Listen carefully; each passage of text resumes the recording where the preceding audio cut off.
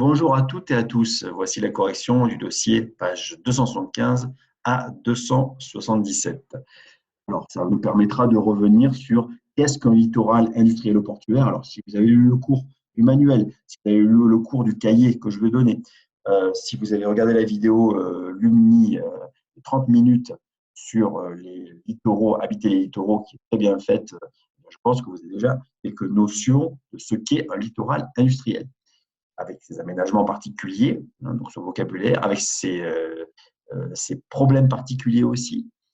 Et donc, on va revenir sur ça directement. Alors, la première page, ce sont les aménagements d'un port industriel ou portuaire, et les deux autres pages, donc les pages de 276 à 277, ce sont les conflits ou les problèmes que peut générer le fait d'habiter un littoral industriel ou portuaire. Alors, évidemment, cette page-là, cette correction Word vous sera donnée dans le cahier de texte, évidemment, mais on fait une petite vidéo justement pour détailler peut-être ces questions. Alors, le paysage se situe quand il faut situer, utiliser les termes, les éléments de la rose des vents, hein. Sud, nord, est, ouest, sud-est, nord-ouest, sud-est, sud-ouest, nord-est, nord-ouest. Bon, vous les connaissez.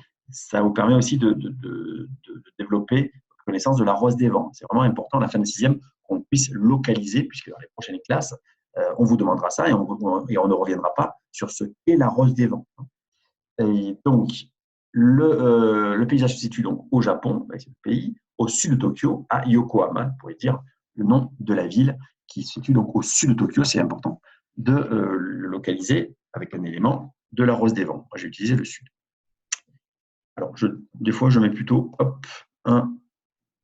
une majuscule à ces éléments-là, mais comme vous voulez, les deux sont acceptables. Le B.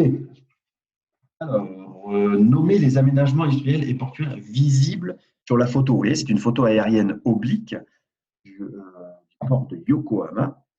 Alors, oblique, ça nous permet en fait de voir très très loin, de voir plusieurs plans. Et souvent, les photos sont aériennes, obliques. Ça nous permet de voir très loin. On peut voir jusqu'aux montagnes japonaises, presque. Et donc, alors, il fallait détailler. On peut voir donc dans l'ordre, pas d'ordre, mais vous pouvez regarder donc les quais à conteneurs, les usines, les grues, les entrepôts, entreposer les marchandises. C'est ça qui est industriel. Parce que industrie, si vous regardez le dictionnaire, c'est la fabrication d'objets. Alors, pour fabriquer des objets, il faut des usines, évidemment. Il faut des grues pour les transporter, pour les mettre du bateau, des entrepôts jusqu'au bateau. Il faut des grues. Et les entrepôts, c'est pour stocker, entreposer les objets fabriqués par l'industrie.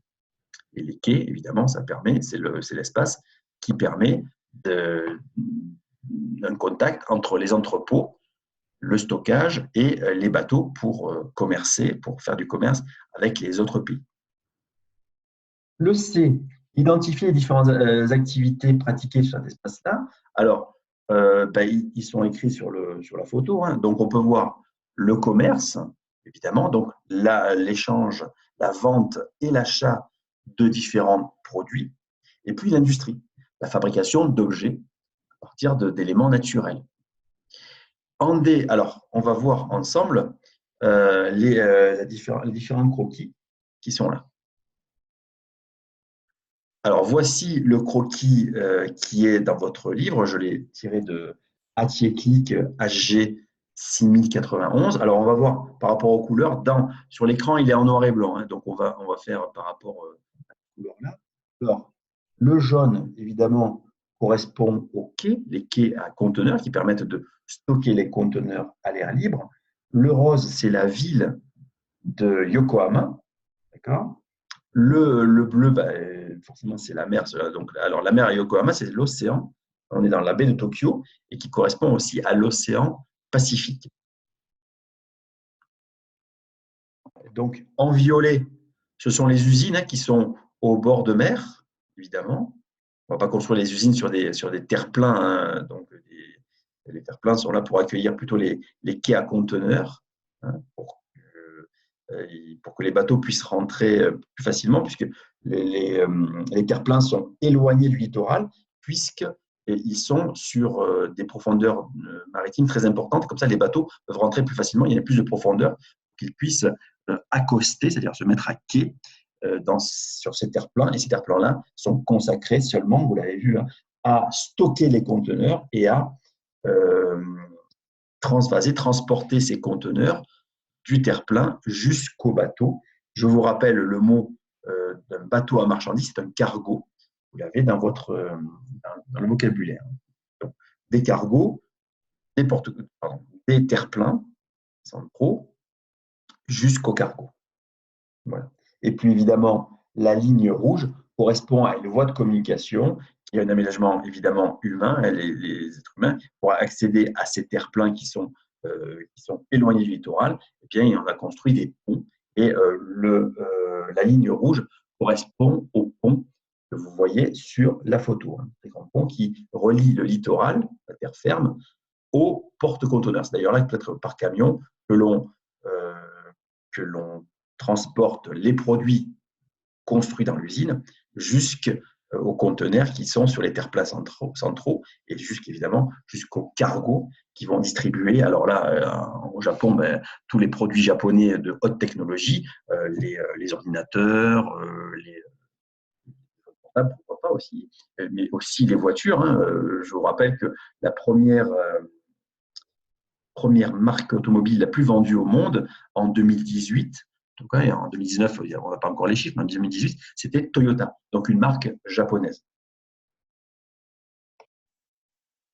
Donc, grand 2, donc, question numéro 2, comment et pourquoi ces terre-pleins ont-ils été réalisés? Alors, ces terre-pleins ont été réalisés comment? En déplaçant de la terre, montagne ou des collines, la terre est remblée, puisque c'est une terre déplacée, pour la mettre dans la mer. Dans la mer. Pourquoi? Alors, pour gagner de la terre sur la mer et évidemment produire aussi et permettre aux bateaux, aux cargos, aux bateaux d'accoster plus facilement. Aux bateaux d'accoster plus facilement. Pourquoi? Parce qu'il y a une profondeur, parce que l'eau est plus profonde, plus on s'éloigne du littoral, plus l'eau est plus profonde et donc les bateaux peuvent accoster plus facilement. Profonde. D'accord? Voilà. Question numéro 3. Quelles sont les activités pratiquées dans le port de Yokohama? Alors, les activités pratiquées dans le port de Yokohama sont les importations de minéraux, de gaz, d'acier, de pétrole brut, de charbon. Et donc, parce que le Japon ne possède pas de pétrole, ni de gaz naturel, ni d'acier, ni de charbon. Très peu. Et d'exportation de navires, de produits chimiques et d'automobiles, notamment, par exemple, évidemment, les fameuses automobiles japonaises, les Toyota par exemple. Voilà. Question numéro 4. Question numéro 4. Yokohama a comme partenaires commerciaux la Chine, l'Arabie Saoudite. Alors bien sûr, l'Arabie Saoudite qui est comme fournisseur de pétrole et de gaz naturel, la Chine pour acheter et vendre les produits japonais. Il y a vraiment un grand commerce entre la Chine et le Japon.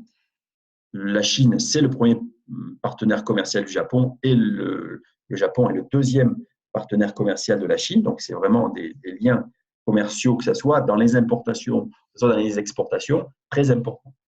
Les États-Unis, alors surtout pour l'exportation de voitures, on achète beaucoup de Toyota, de motos japonaises et de bateaux japonais aussi. Et puis l'Australie, c'est pareil aussi. C'est un pays qui achète, donc qui importe beaucoup de produits japonais et donc le Japon exporte vers ce pays-là beaucoup de produits comme les voitures, comme les bateaux notamment, ou comme les produits de haute technologie aussi.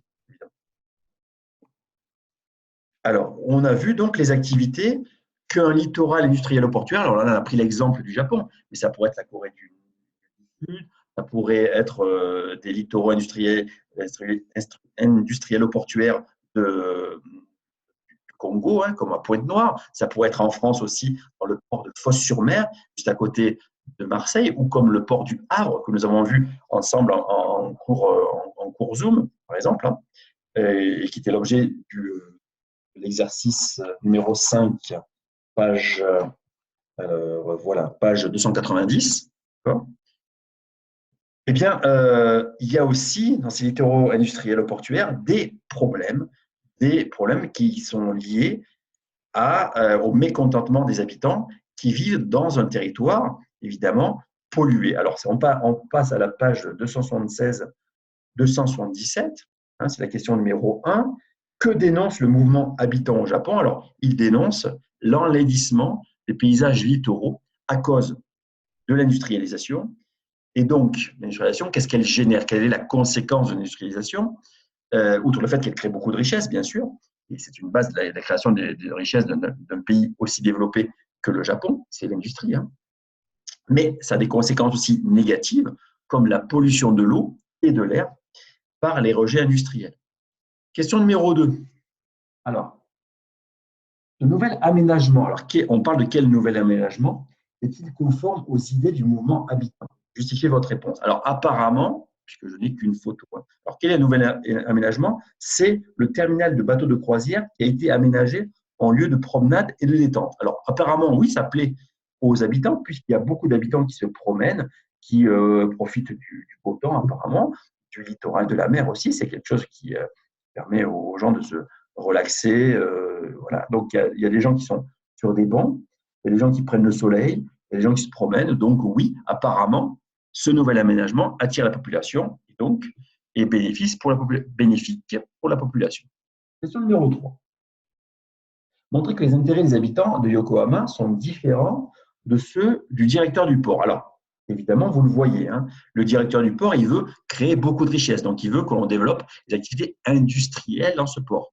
La population, elle veut aussi travailler, évidemment, mais elle veut aussi que ce littoral-là ne soit pas que pour l'industrie, mais aussi pour des activités de loisirs, par exemple, justement pouvoir se promener, pouvoir profiter du beau temps, pouvoir profiter du littoral, prendre le soleil et transformer ce littoral en un littoral peut-être plus de tourisme ou de loisirs. Voilà, c'est ça qui est.